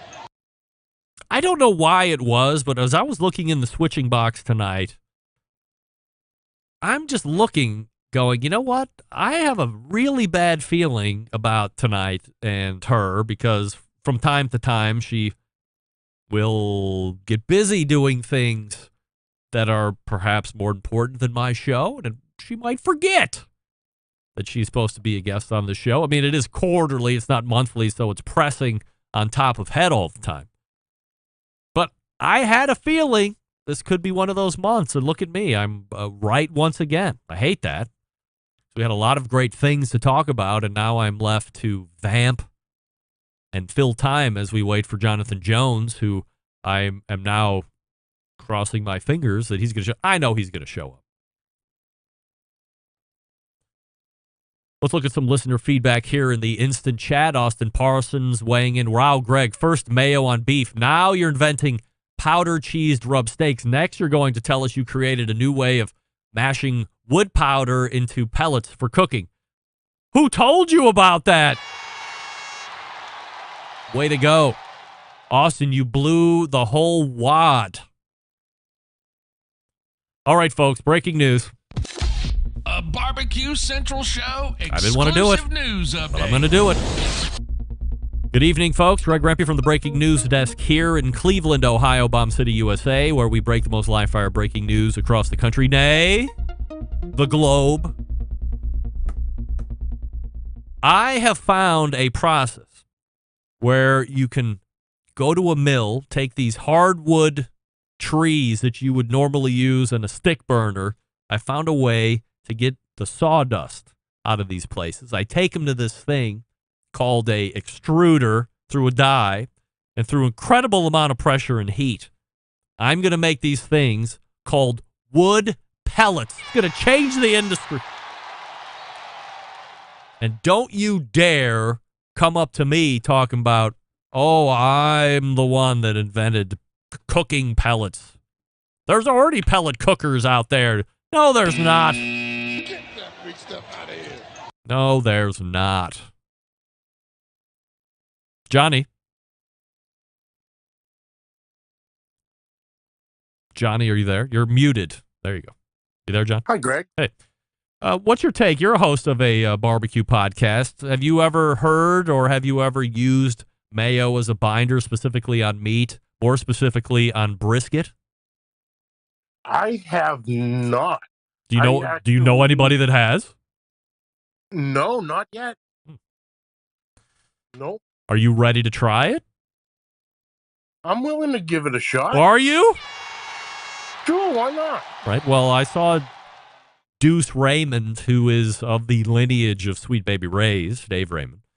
He's a barbecue caterer out there, and he did a TikTok video of it. Now, I have to say, aside from Dick Paste saying that he's the one that invented this or introduced it to social media or whatever he's taking credit for, and everybody wants to make sure that I'm giving him the credit.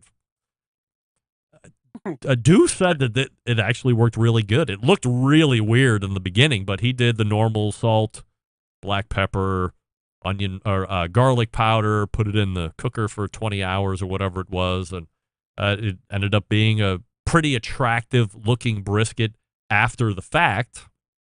But you're saying you're up for it. You would do it? I'd give it a shot just to see what what the hype is about, if you will. If you really think about it, the mayonnaise is basically a fat to begin with. Yeah, right. So what's really the difference of, I see people pouring the beef tallow in after the fact before they slice it. It's kind of the reverse of that. You're putting the fat on before. Now, here's the question. You're down with that, or at least open to trying it. I'd also mentioned that this Guga had put a packet of Kraft macaroni and cheese all over a steak and then cooked it. Are you open to doing that? Yeah. Johnny is a taste rebel. Look at this guy. All right. Now, is that something you're willing to do and then come back on the show and report about? Absolutely. And you're in New Hampshire? Yes, sir. I have great news. Ladies and gentlemen, we have now found our new New Hampshire embedded correspondent, Johnny Maggs, host of the Pit Life Barbecue Show, which can be found on the United Podcast Network. So get that done. No specific time frame, of course. And then let me know. We'll have you back on, and we can talk all about mac and cheese steak. Did you see the video by chance? I didn't, but I am a subscriber to his, and I'll go check it out for sure, and I will give it a whirl. All right, check it out. Try to follow his process as close as possible so we can talk about it educatedly. I don't think that's a real word, and we'll have you back on when that's done. Sounds good. All right, thank you, Johnny. Johnny Maggs right there. If you like barbecue podcasts that aren't this one, then I would suggest checking Johnny Maggs out there on the Pit Life Barbecue Show.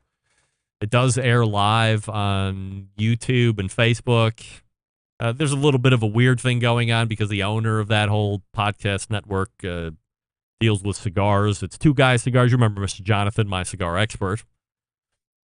So there's weird things that go on with YouTube and Facebook and the mention of cigars or retailing of cigars, things like this. So sometimes their page gets blocked or doesn't get promoted. So if you go on Tuesdays around 5 p.m. Eastern, you can usually find Johnny's Pit Life Barbecue Show that's airing live there in video. Otherwise, you can just get the podcast like any other podcast and go from there.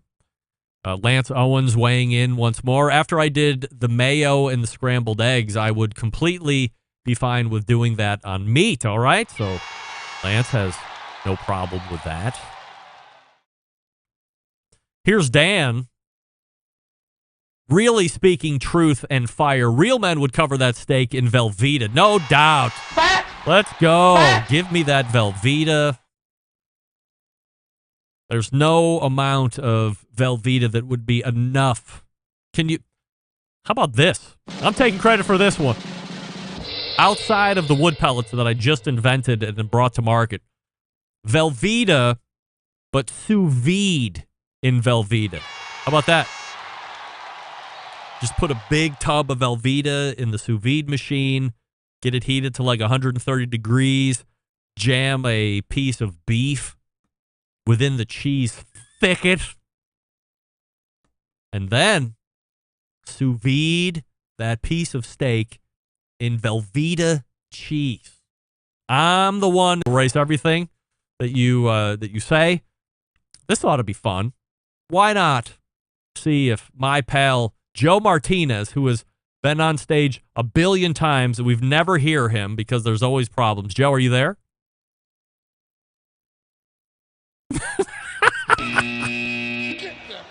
Joe, you got a problem with your computer. There's no doubt in my mind. I just had Johnny Maggs up here. It went swimmingly.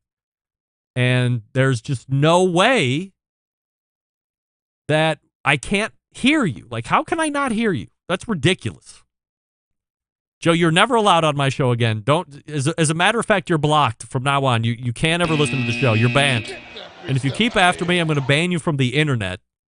That's how serious I am. I don't ban many people from the internet, but I have the technology, and I will own you on the bans. Don't do that. I'm never falling for it again, Joe. I'm never bringing you up on Clubhouse. I'm never going to you again.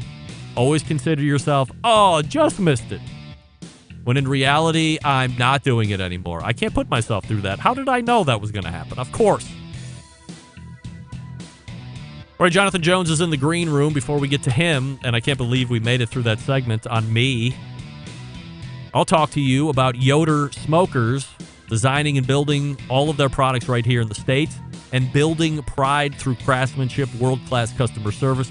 That's the backbone of how they've built the company. This approach translates into what can be a truly bespoke-style product that elevates gatherings with friends and family. Honored to have a trusted place in the backyards of America.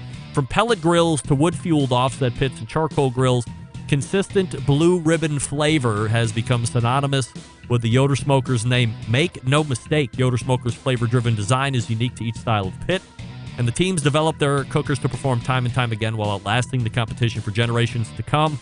It's this generational thought that's rooted in their handmade products and defines the integrity of the core values: American-made quality and endless flavor. All of the benchmarks of Yoder Smokers. Visit yodersmokers.com. That's yodersmokers.com right now and see which one you think would fit you best. We are back with Jonathan Jones right after this. Stick around, we'll be right back. You're listening to the Barbecue Central Show, presented by the Ryder Deluxe Pellet Grills from Oklahoma Joe's.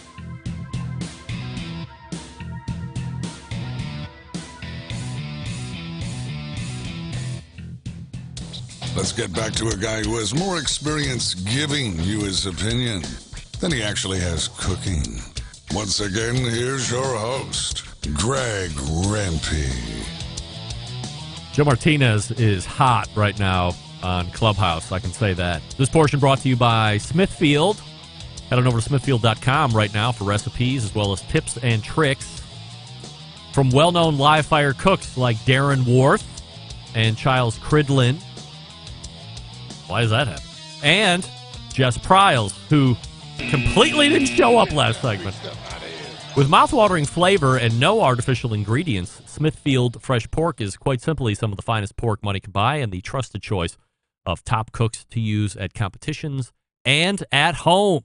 Helping me close the show this evening is a pitmaster hailing from the great barbecue state of Arizona. He's a backyard barbecue enthusiast and master, the founder of the Smokin Hope Barbecue Foundation, and someone who is just looking to spread the gospel of barbecue any way he can through social media, video platforms, and the like. So we race to the Oklahoma Joe's Ryder DLX Pellet Grills hotline and welcome first-timer to the show, Jonathan Jones. Hey, Jonathan. What's going on? I am very excited to have you. It's been a weird first hour, weird second hour to say the least. I thought I had a guest coming in last segment. Well, it turns out maybe she doesn't show up.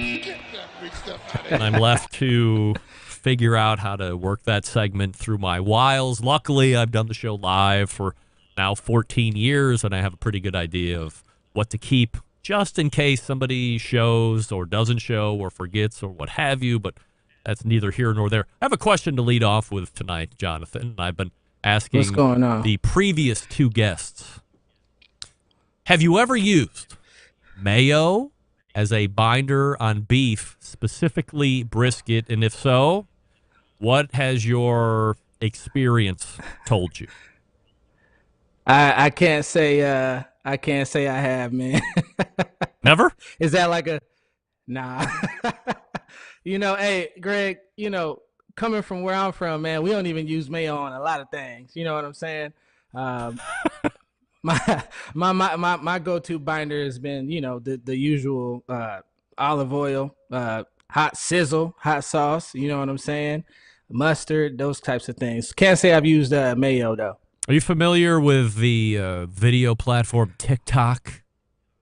Oh yeah, so, for sure, man. Are you subscribed or do you follow a guy named Dick Paste?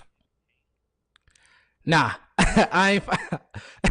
That just ain't how I get down. I ain't following nobody with no name like that. All right. Well, it appears that maybe it's Dickie Paste. I don't know, but it appears he's the one that has introduced social media to using mayo as a binder. As you've said, when I first got into barbecue many, many years ago, and the rub that I was using, it specifically called out Worcestershire sauce. And as you applied the rub, so it was Worcestershire first, pork, ribs, what have you, and then you put the rub on, and it made this great paste. And no relation to Dick Paste, but it made this great paste. And that's how I came up originally. And then I tried the mustard thing for a little while. Thought that was a little gimmicky. And then I got into not olive oil, but use avocado oil a lot now because there's no flavor in that. It's got a higher smoke point, especially if you're going to do some high heat grilling.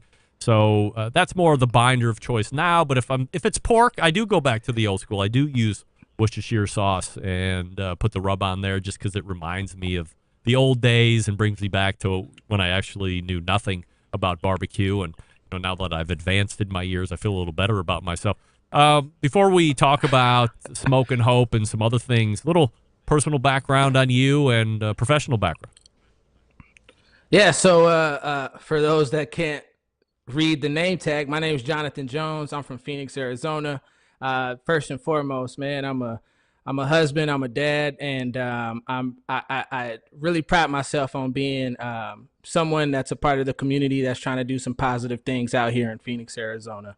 And for the longest time, I've always been a videographer, so I know my way around the camera, and that's how a lot of this stuff came about is through social media, YouTube, TikTok included, Instagram. I started a family.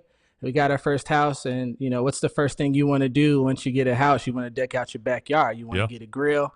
And coming up, in my family, we always been about barbecue and cookouts and feeding the community and things like that. So I wanted to recreate them memories with my family. Got a grill. The good old Black Friday deal at Walmart, horrible bust down, and fumbled my way through the years with it. And then eventually I started saying, hey, what if I just brought my camera out back with me, start shooting some content with it. And you look up and you get a small buzz on social media. And then from there, I got to the point where I was thinking like, hey man, like, okay, I'm creating content, I'm putting cool stuff out there, but what am I doing this for? And found something that I'm really passionate about, which is barbecue and giving back to the community. You are a videographer by profession or trade, as you had mentioned, so maybe you have a leg up on a lot of folks that are now finding their way into social media, especially on the video side of things. What's the easiest thing creators at home can do to improve their video skills for social postings? I'll give you a few tips. One for sure is just planning, man. Like a lot of times we think, okay, we know how to cook these things with our eyes closed, but we don't understand that, there's a level of planning and timing that goes into, shooting, whether it's videos or photos. So like get all your ducks in a row, have all the items that you're going to use, throughout the cook, have them readily available and in position to shoot. Another thing too is just lighting, man. Like, don't shoot in horrible lighting. If it doesn't look good, while you're shooting it or putting it together, like don't hit record. That's like the two biggest rules. And then of course, another tip would be, try to have some quality audio. You don't have to spend a ton of money. One of the guys that, one of my mentors coming up always told me like the best camera, I'm sure he stole this quote from somewhere online, but he said the best camera to have is the one that you have on you. And finding a way to combine, whether it's cooking or whatever you're passionate about, finding a way to combine that passion with a certain level of artistic value and trying to tell a story. I feel like storytelling and cooking go hand in hand, right? You prep, which would probably be like pre-production or scripting, you know what I mean? And then from there you have the cook, which is when you're on set and you're actually shooting. And then you got the later part, which is when you edit it all together, put it together. And, for folks that are into barbecue and cooking, our finale or our payoff is slicing into that brisket, man. And seeing that you did it right, seeing that you rendered the fat down, or maybe it's slicing those ribs and taking that first bite and saying, yo, I stepped it up this time. So that's kind of what I'm all about, and how, what I was doing on the day in and day out with videography has definitely had a major impact on, what I'm doing now. Jonathan Jones joining me here on the show. The website, smokinhope.org. We'll talk about that here in a second. Follow him on Instagram at Smokin Hope and at jonathan.bbq on Instagram as well. So 2 separate accounts there if you didn't follow that. So you're big into backyard, you're big into entertaining, you want to serve the community. A lot of people talk about that, but you're also walking a walk. You take it a next step further and actually do and find a foundation called Smokin Hope. So when did you first think about doing a foundation? I mean, I can't imagine what that's like actually getting set up and then upkeeping it, fundraising, and all this stuff. So tell me about Smokin Hope. It sounds pretty awesome. Well, I appreciate you asking me about it. And Smokin Hope, man, our whole mission is giving back to the community through the passion of barbecue. We are the cookout that everybody's invited to. And we've seen some tremendous traction in what we do throughout these last few years. Back in 2018, back in 2018, my wife and I, we had some plans fall through, and we had a bunch of leftover food. And I figured, I don't want to throw this stuff away. I figured, what if we just kind of packed this stuff up and gave it to people that might need it, or if we see, homeless folks on the street or whatever it may be. And from there, it just kind of took off. It was just a one-time thing. It wasn't about hey, look at this cool thing I'm doing. I just didn't want to waste no money. You know what I'm saying? Right. But another part of that too was that I was doing the social media. I was getting the likes. I was getting the engagement. But I really wanted to start putting something on people's timeline, which is what I call soul food, something that sticks to your ribs, right? You got all kinds of negativity and stuff on social media. How dope would it be if you scrolled and saw, me and my volunteers going out in the community and finding a creative way to give back, and in part trying to inspire other folks to do the same thing through whatever, creative or passion that they might have as well. So Smokin Hope, we started late 2018. Got some really good traction, all grassroots, but we were never official. And when you're not official, there's a lot of liability. There's a lot of liability. There's a lot of hurdles that we had to overcome. And then so that was one of those things where that was a personal growing aspect of my life, where it said, hey, that's one of those things where you don't feel like doing it, but you need to do it, and you need to grow through it. You need to go through it, and you need to grow through it. And so me, doing the research, learning how to form a nonprofit, how to upkeep it, how to, create not only funding for it, but also how to create positive energy so that our volunteer pool is constantly, up for the challenge of me saying, hey guys, I know it's 112 degrees out here in Arizona. Let's put on these all black t-shirts and go hand out barbecue. So it's been an incredible ride, man. And we're still green and we're still growing.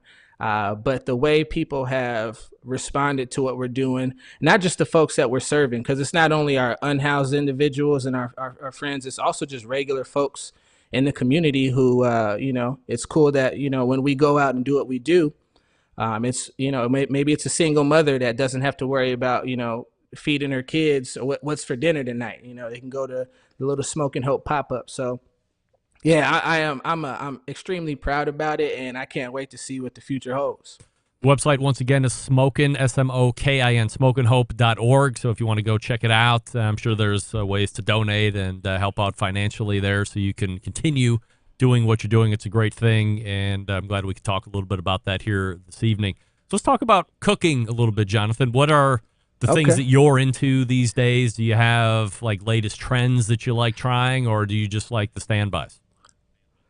So I always, fall back on my defaults, right? Brisket, ribs, pulled pork. And a big part of that too is with Smokin Hope and with being a nonprofit, you really want to try to maximize your impact when you go and, we go to Restaurant Depot and we pick up these proteins. We really want to make them spread, right? And coming up with not, all the financial means, you know what I mean? I know how to make a meal stretch. I know how to get people fed. So those are definitely my staples when we go out, but we try to get creative too. Being in Arizona, we are heavily influenced by all types of cultures, Native American, Mexican culture and foods and cuisine. So we do tacos, we do, brisket, breakfast burritos, those types of things where, you pull up to somebody who's, who's really struggling and they're dumbfounded. They're like, what? What are y'all doing here? This is, y'all how long did this take? I'm like, yeah, that's a 14-hour brisket cook, and we did 10 or 12 of them, and we cracked a ton of eggs. Shout out to my volunteers, man. I know they're probably watching this right now, and they're just like, yeah, we did crack a lot of eggs, but yeah, it's just really fun, and it's an awesome challenge because I'm not a chef, I'm not a pit master. I'm just someone that has always been looking to give back and try to make a positive impact. And this whole process has really challenged me to step my game up, to learn more information faster than ever, and apply it directly back to the people that we serve, which is, our unhoused individuals here in Phoenix, Arizona. We also do stuff for our first responders as well. We try to hook up and bless people of all walks of life because at the end of the day, we all have a common goal, which is, to do the best we can with the resources that we got available. What are you cooking on? I'm cooking on a ton of Oklahoma Joe's products, man. Oh, yeah? Look at you. Yeah. All right.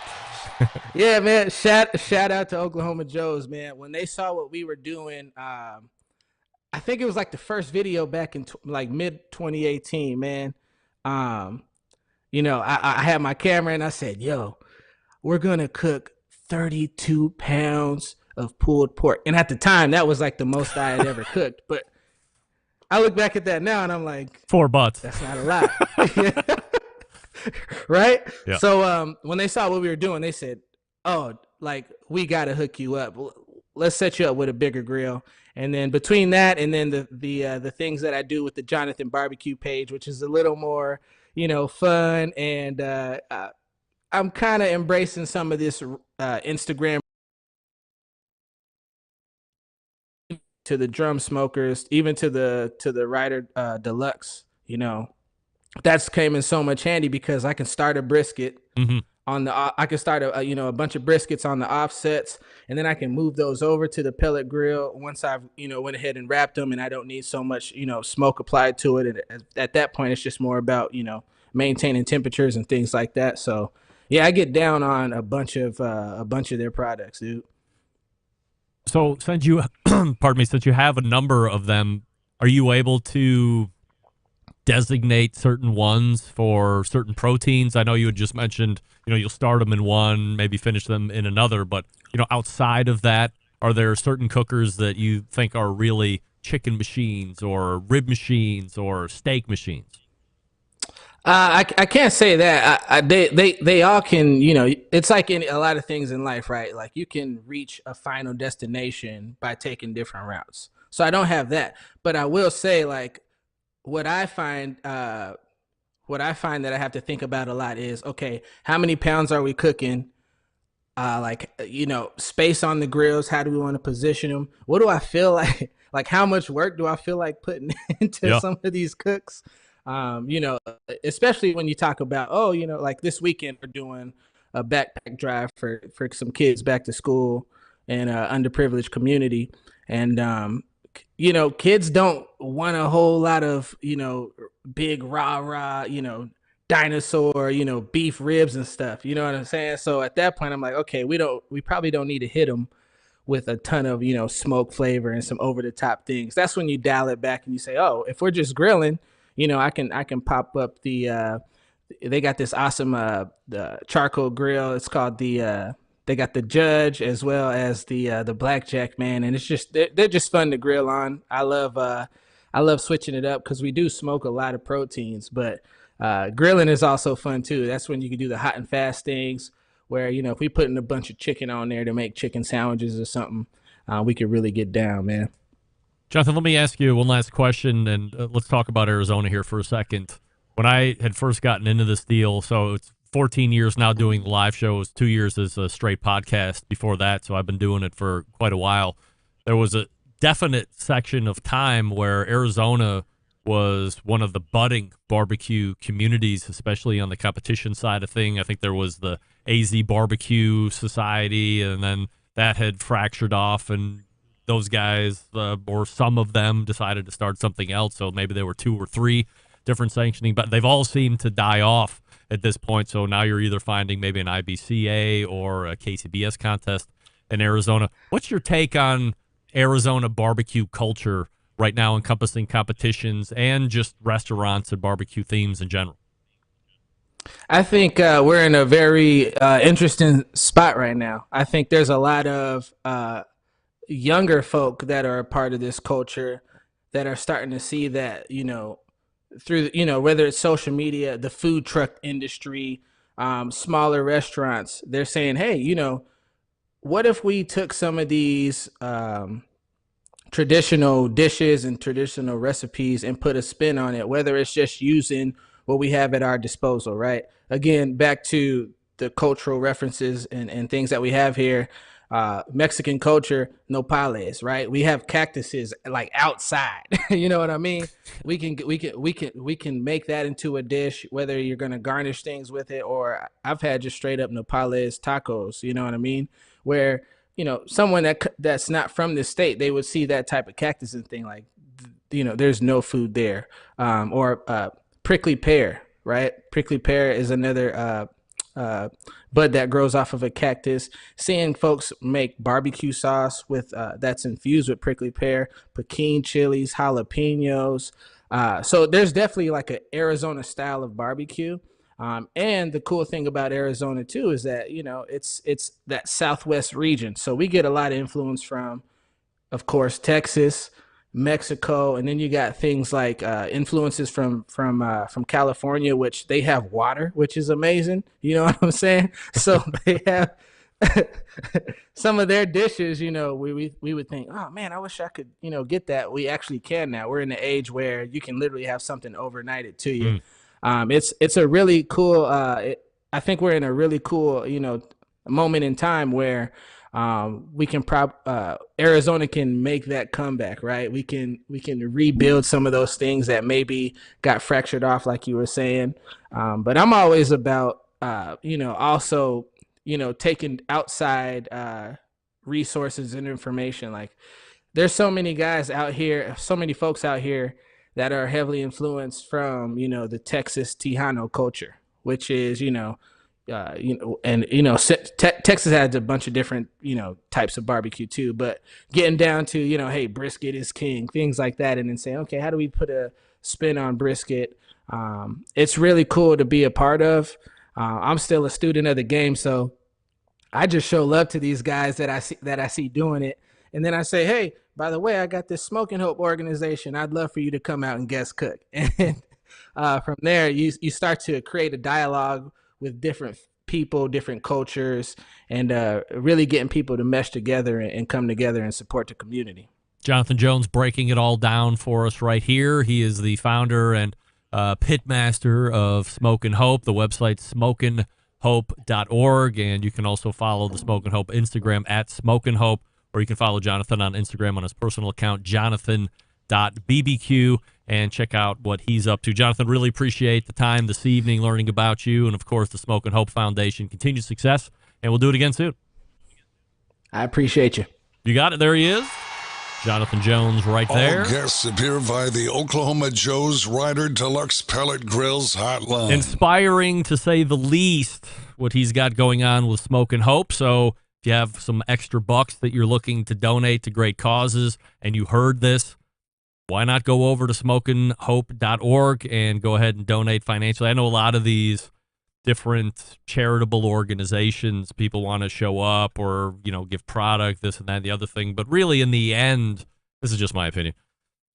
While labor is great, volunteers are great, of course, what helps any organization like this? Cash, money. He knows what to do with it best. He can probably do the group buys best in his area because he already has those relationships already made. So give some money. Why not? If you got a couple extra discretionary dollars, do it. I'm sure he would appreciate it. I would appreciate it, as you being a fan of the show, having him see people support really great causes as they are happening out there. Before we close the show tonight, we'll talk to you about Green Mountain Grills. Choice Line, Prime Line. What do we know about the Choice Line? Save you some money. Not Wi-Fi capable. You don't get an app to mess around with it. But you get a really great cooker, built really well, decent size capacity. It's middle size, so if you got a family of 5 or 6, You don't do any large entertaining, big parties or anything like that. I mean, you can stage off if you want to, but if you're really looking for something that's got a lot of space, that's probably not going to be the one you want. You might want to look at the Prime line instead. So for a couple $100 more, what do you get? A little bit more of a robust build on the chassis. You get peeking windows on the main cooking chamber, the pellet hopper, 2 internal meat probes. You have now Wi-Fi. You have an app. You can go into the app. You never have to go outside after you get it turned on. You can raise the temperature from the app. You can lower the temperature from the app. All that fun stuff. It's great. It's only sold through dealers, so find a dealer near you. Go to greenmountaingrill.com. That's greenmountaingrills.com. And you can then learn all about them right from the sales guy. He'll get you educated. You buy the one that's best for you. Get it home. You have success right out of the box. It's great. greenmountaingrills.com. That's greenmountaingrills.com. We're back to wrap the show right after this. Stick around. We'll be right back. You're listening to the Barbecue Central Show, presented by the Ryder Deluxe Pellet Grills from Oklahoma Joe's.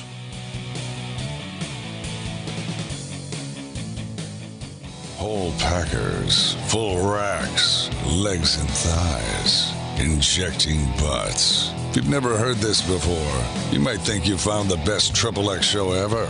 Let's get back to the most homoerotic host out there today, Craig Rempe. All right, we thank Jonathan Jones for joining us last segment, talking about Smokin Hope, smokinhope.org, his website. Back in the day, watches were made to be worn in the pocket. And after World War II, the wristwatch came into vogue. The pocket watch quickly became an afterthought, finding their way in the sock drawers and the scrap heaps of America. Quite simply a tragedy. Enter Vortic Watch, helping bridge the gap between America's storied watch manufacturing past and bringing it to the present day, where wristwatches are finding incredible popularity once again. Here's the coolest part. Each watch that Vortic makes is unique and one of a kind. Nobody else will have a watch just like yours. In fact, my best pally, Jeff Richards, just got one down in Columbus. He was visiting a boutique shop out in Colorado, gave me a call. He's like, what do you think about this watch? It was almost like the one they're going to build me when they get back to building the railroad-size watches again, which I'm very excited for. So great to see my buddy Jeff get one. He was a little concerned about dropping money on a watch like that, but I said, you know what, if you got it, there's nothing else you want to put it to. If you want to indulge a little bit, this is a piece of American history right here, and it's a ball watch. He has ties to Cleveland, even though he lives in Columbus now, because we all went to high school together and all that fun stuff. So it's a great purchase for him. It looks absolutely stunning, and I can't wait to get mine. But no one else has one just like that. It's one of a kind. So go over and check out the website, vorticwatches.com. That's vorticwatches.com. Founded on the motto that America wasn't assembled, it was built. Let's go ahead and get out of here all the way back in the first hour. Stephen Raichlen was right here, talked about grilling lobster. We talked about how Tommy the Rock Opera, in his opinion, is great. In my opinion, trash. We'll agree to disagree. Then we talked with Travis Magee. He was the original owner and founder of M Grills. They have now sold M Grills to a big fabricating shop out there in Nebraska called Kinney Manufacturing. They also bought Fire-Built Grills or Built Grill Works or some other pellet cooker company. They also have some drum smokers and some other things. So Kinney was in line to do some buying, and M Grills was able to strike a deal with them. Second hour, Jess Pryles? No! Maybe in 2 weeks we can reline her back up, but maybe not. I hope she's all right. I didn't even get a text message back after I said, are you okay? I'll report back through social media. And then closing out the show, of course, it was Jonathan Jones. SmokinHope.org is his foundation. He's a also great backyard and community cook, but doing it for this foundation is very inspiring, so go help him out if you can. JonathanJones.com. I'm sorry, SmokinHope.org, and you can follow him Instagram personal account Jonathan JONATHAN Jonathan.BBQ, or the Instagram for the foundation is at Smokin Hope. Programming note once more, there is not a show next week, but there will be a roundtable type podcast We'll be talking a lot about Oklahoma Joe's as we wind down our advertising time with them. So there will be content coming into the feed next Tuesday, but there will not be a live show. So how do I always leave you? September 11th, 2001. I will never forget. Until next Tuesday at 9 p.m. Eastern, this is your program host and proud U.S. American, Greg Rempe. Good night now.